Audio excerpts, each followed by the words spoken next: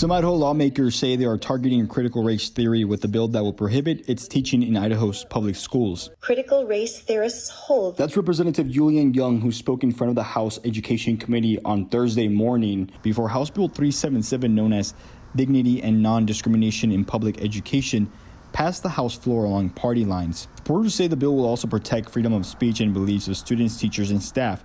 But opponents say this bill is too vague because it doesn't define what critical race theory is, and they believe it will discourage teachers from discussing social justice topics. House Bill 377 is not necessary. Idaho educators are expected to abide by the Professional Standards Commission's Code of Ethics, and you can rest assured that our teachers conduct themselves with the highest integrity.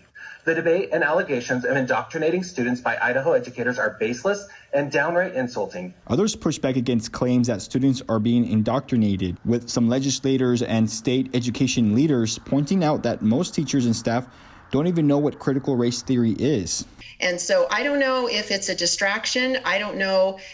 To Kurt's point, we don't know where this is and what it is. And so as our board discussion today leads us to a place to say, let's do more than talk about stories and wonder about these things.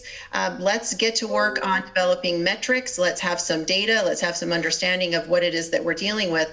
And then when we know what the context is, we're better prepared to find some solutions and resolutions for folks. Lawmakers had previously raised concerns about social justice curriculum at Boise State University, even cutting funding in a proposed budget. That failed after some lawmakers said it did not go far enough. Lawmakers have yet to finalize a higher ed budget for next year.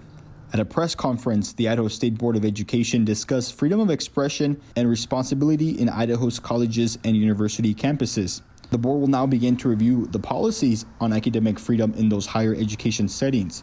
Incoming board president Kurt Liebeck says he hasn't personally seen indoctrination claims. I have not personally seen any evidence of systematic indoctrination or, stifling of free speech in a systematic way. Ricardo Coronado, Idaho News 6.